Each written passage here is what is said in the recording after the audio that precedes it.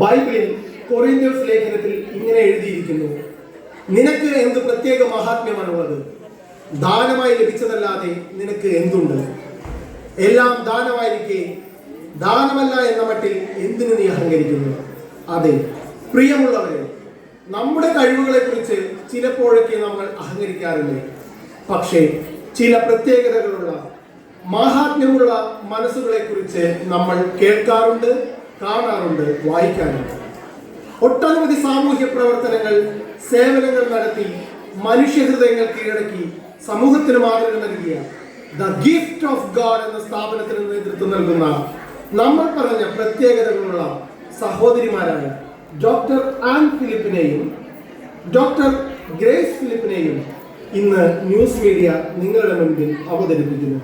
രണ്ടുപേർക്കും സ്വാഗതം. ക്യാൻസർ രോഗ വിദഗ്ധയായ ഡോക്ടർ ആൻ ക്യാൻസർ രോഗ ചികിത്സയിൽ ഒട്ടനവധി സേവനങ്ങൾ, പുതിയ പ്രതീക്ഷകളും നൽകിക്കൊണ്ടിരിക്കുകയാണ്. ഇതിൽ ഏറ്റവും എടുത്തു പറയേണ്ട സേവനമാണ് ഹെയർ ഡൊണേഷൻ പ്രോഗ്രാം. സമൂഹത്തിന്, പ്രത്യേകിച്ച് ക്യാൻസർ രോഗികൾക്ക് ആശ്വാസപ്രദമായ ഈ സേവനം ആരംഭിക്കുവാൻ ഡോക്ടർ ആനിന് പ്രചോദനം കിട്ടിയത് എങ്ങനെയാണെന്ന് പ്രേക്ഷകരുമായി പങ്കുവയ്ക്കാമോ? നമസ്കാരം. നമുക്കെല്ലാവർക്കും അറിയാവുന്നതുപോലെ ക്യാൻസർ രോഗികൾ ഒരുപാട് ട്രോമയിലൂടെ കടന്നു പോകുന്നുണ്ട്. ഇതിൽ ഏറ്റവും പ്രാധാന്യമേറിയത് മരുന്നുകളിലൂടെയും ചികിത്സകളിലൂടെയും അവരുടെ ശരീരത്തിലുണ്ടാകുന്ന മാറ്റങ്ങളാണ്. അതവരെ ഒരുപാട് വിഷമിപ്പിക്കുന്നുണ്ട്. ഈ മാറ്റങ്ങൾ എൻ്റെ കണ്ണുകളിലൂടെ, ജീവിതത്തിലൂടെ ഞാൻ അനുഭവിച്ചറിയാം. ഞങ്ങളുടെ സുന്ദരമായ ആ ചെറുപ്പകാലം, എല്ലാ ആഘോഷങ്ങളും ജാതിയോ മതമോ എന്ന വേർതിരിവില്ലാതെ ആഘോഷിച്ചിരുന്ന ആ നല്ല കാലം. അന്ന് ഞങ്ങളുടെ ഇടവക മധ്യസ്ഥനായ സെന്റ് സെബാസ്റ്റ്യൻ പുണ്യാളന്റെ തിരുനാൾ ദിനമായിരുന്നു. പപ്പയും അമ്മയും ഞങ്ങളെല്ലാവരും ഒരുമിച്ച് ആടിയും പാടിയും ആഘോഷിച്ചിരുന്ന മായാത്ത ആ ഓർമ്മ ദിനങ്ങൾ.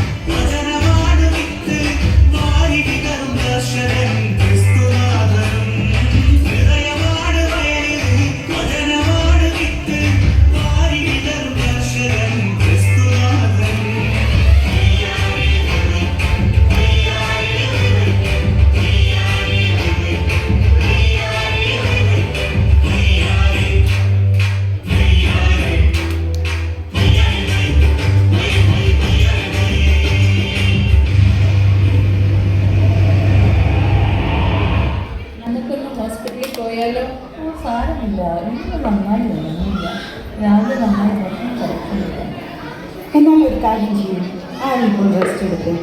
2-3 ദിവസം കഴിഞ്ഞിട്ട് ഒന്ന് ഹോസ്പിറ്റലിലേക്ക് വായോ, നമുക്കെല്ലാം ഒന്ന് ചെക്ക് ചെയ്യാം. ഓർമ്മയായിട്ട് പരിപാടി കിട്ടും നടക്കട്ടെ.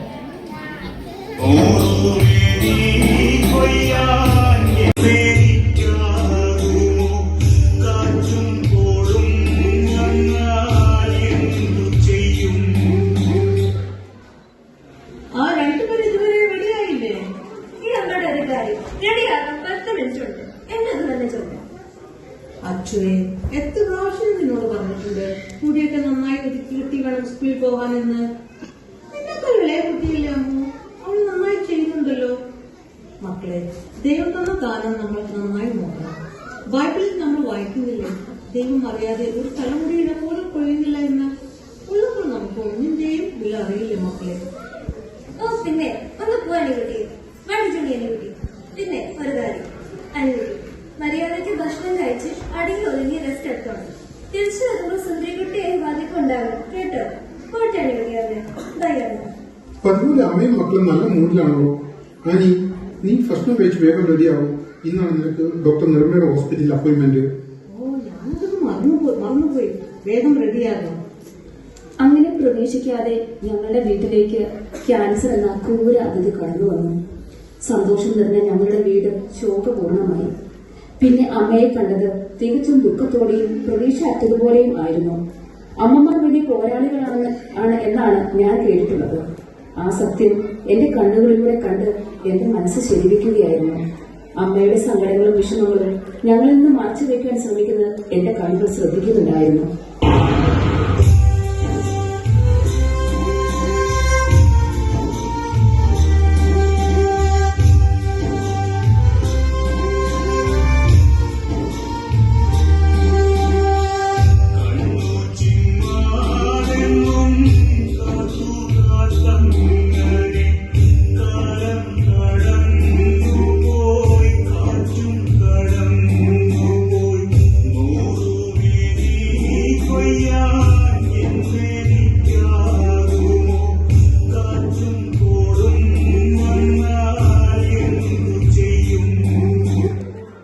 ഭക്ഷണമൊന്നും കഴിച്ചില്ലല്ലോ.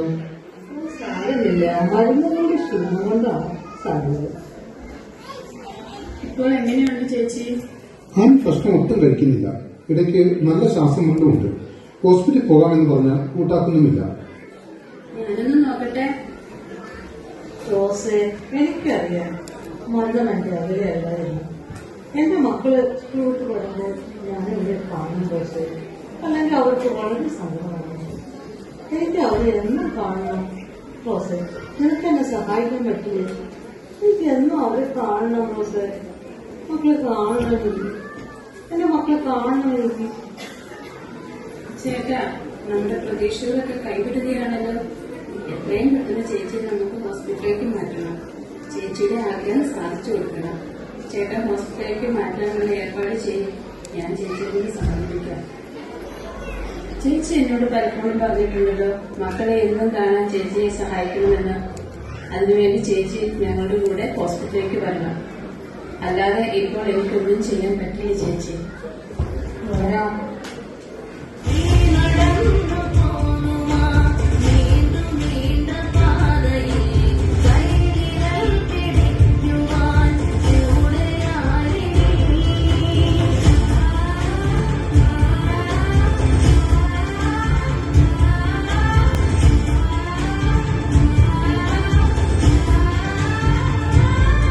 അപ്രതീക്ഷിതമായി കടന്നു വന്ന ക്യാൻസർ എന്ന അതിഥി ഞങ്ങളുടെ അമ്മയെ മരണത്തിൽ വിട്ടുകൊടുത്തു.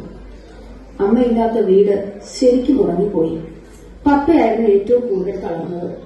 പെൺകുട്ടികളായ ഞങ്ങളെ എങ്ങനെ ശ്രദ്ധിക്കണമെന്നതിൽ പപ്പ ബുദ്ധിമുട്ടുന്നതായി ഞാൻ മനസ്സിലാക്കി. അമ്മയെ കളിയാക്കുമായിരുന്നെങ്കിലും നിശബ്ദമായി എന്റെ കണ്ണുകൾ അമ്മയെ വീക്ഷിച്ചിരുന്നു.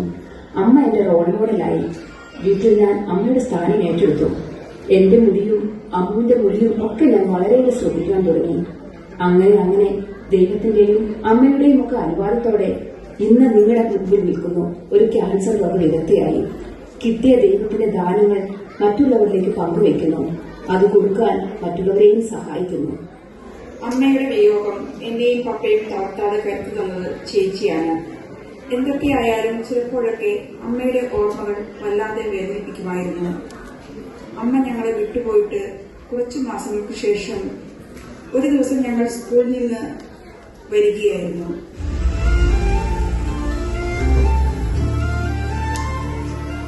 എന്ത് പറയുന്നു മക്കളെ? പിന്നെ ഇതാദ്യം കൊച്ച്. ഇത് ദീപുമോൻ, മക്കൾക്ക് വേണ്ടപ്പെട്ട കുട്ടിയാണ്. മക്കളെ, ആരും ഞങ്ങളുടെ പേഷ്യന്റ് മാത്രമല്ല, നല്ല കൂട്ടുകാരി കൂടിയായിരുന്നു. മരണം അടുത്തുവെന്ന് ആദ്യം മനസ്സിലാക്കിയത് അമ്മ തന്നെയായിരുന്നു. പല പ്രാവശ്യവും മരണത്തിൽ നിന്ന് വഴുതി മാറിയത് അവളുടെ ആത്മശക്തിയും നിങ്ങളെ കാണണമെന്നുള്ള തീവ്ര പ്രാർത്ഥനയുടെ ശക്തിയുമായിരുന്നു. പക്ഷെ ചിലപ്പോൾ എല്ലാം തോൽക്കുന്ന അവസ്ഥകളും നമ്മൾ കാണാറുണ്ട്. അമ്മയുടെ അവസാന ദിവസങ്ങളിൽ ഞാൻ ശുശ്രൂഷിക്കാൻ ഇവിടെ വരുമ്പോൾ അമ്മ എന്നോട് എപ്പോഴും ഒരു സഹായം ആവശ്യപ്പെട്ടിരുന്നു. നിങ്ങളെ എന്നും കാണാൻ സഹായിക്കണമെന്ന്. അവസാന നിമിഷങ്ങളിൽ അമ്മയുടെ നിസ്സഹായതയും അവസാന പ്രതീക്ഷയും ഞാൻ മനസ്സിലാക്കി. റോസ് എന്നോട് എല്ലാം പറയുന്നുണ്ടായിരുന്നു. അമ്മയുടെ കണ്ണുകളിലെ ആ അവസാന പ്രതീക്ഷ ഇരുട്ടിലായിരുന്ന ദീപുമോന്റെ കണ്ണുകളിലെ പുതിയ വെളിച്ചമായി. അതേ മക്കളെ, നമ്മുടെ അമ്മയുടെ കണ്ണുകളാണ് ദീപുമോൻ കൊടുത്തത്. അമ്മയ്ക്ക് ദീപുമോനിലൂടെ നമ്മെ എല്ലാവരെയും കാണാം. ദീപമോൻ നമ്മുടെ കൂടെ എന്നും താമസിക്കണം. മക്കളെ, ദീപുമോൻ ഇനി എങ്ങും പോവില്ല. എന്നും നമ്മുടെ കൂടെ ഉണ്ട്. മോന് നമ്മൾ മാത്രമേ ഉള്ളൂ. അങ്ങനെ ദീപുമോൻ ഞങ്ങളുടെ എല്ലാമായി. അമ്മയുടെ സാന്നിധ്യവും എല്ലാത്തിലും അമ്മ ഞങ്ങളെ ശ്രദ്ധിക്കുന്നുണ്ടെന്ന് തോന്നി തുടങ്ങി. ജീവിതത്തിൽ പുതിയ സന്തോഷങ്ങൾ, ലക്ഷ്യങ്ങൾ വരാൻ തുടങ്ങി. അമ്മ പഠിപ്പിച്ച, കാണിച്ചു തന്ന മാതൃക ഏറ്റെടുത്ത് ഒരു ഐ സ്പെഷ്യലിസ്റ്റായി കാഴ്ചയില്ലാത്തവരുടെ ലോകത്തിലേക്ക് വിളിച്ചു നൽകാൻ സഹായിച്ചുകൊണ്ട് ഞങ്ങളാൽ കഴിയുന്നത് സമൂഹത്തിന് വേണ്ടി ചെയ്യാൻ ഞങ്ങൾ തുടക്കം കുറിച്ചു. അങ്ങനെയാണ് ദ ഗിഫ്റ്റ് ഓഫ് ഗോഡ് എന്ന സ്ഥാപനത്തിന് ഞങ്ങൾ തുടക്കം കുറിച്ചത്. രണ്ടുപേർക്കും വളരെ സന്തോഷം. പ്രേക്ഷകരെ, എത്ര ഇൻസ്പിറേഷനായ പങ്കുവയ്ക്കലാണ് നമുക്ക് ലഭിച്ചത്. ഞാൻ മുൻപ് പറഞ്ഞത് ഒരിക്കൽ കൂടി ഓർമ്മിപ്പിക്കുന്നു. ദാനമായി ലഭിച്ചതല്ലാതെ നിനക്ക് എന്തുണ്ട്? അതെ പ്രിയമുള്ളവരെ, ദാനമായി നമുക്ക് കിട്ടിയത് ദാനമായി നൽകാൻ നമുക്ക് എല്ലാവർക്കും ബാധ്യതയുണ്ട്. നമുക്കും അതിന് സാധിക്കട്ടെ. അവസാനമായി ഒരു ചോദ്യം കൂടി. അല്ല, നമ്മുടെ ദീപുമോൻ ഇപ്പോൾ എവിടെയാണ്? ഞാനിവിടെ തന്നെ ഉണ്ട്, എങ്ങും പോയിട്ടില്ല. നിന്നെ പോകാൻ ഞങ്ങൾ വിട്ടിട്ട് വേണ്ടേ? ആ, പോകാൻ വരട്ടെ. ഇന്ന് ഞങ്ങൾ ഇടവകയിലെ തിരുനാളാണ്. അടിപൊളി പരിപാടിയാണ്. നിങ്ങൾ പോന്നോളൂ. പിന്നെ അല്ലാതെ ഞാൻ റെഡി. ക്യാമറ അങ്ങോട്ട് വിട്ടോളൂ. പാക്കപ്പ്.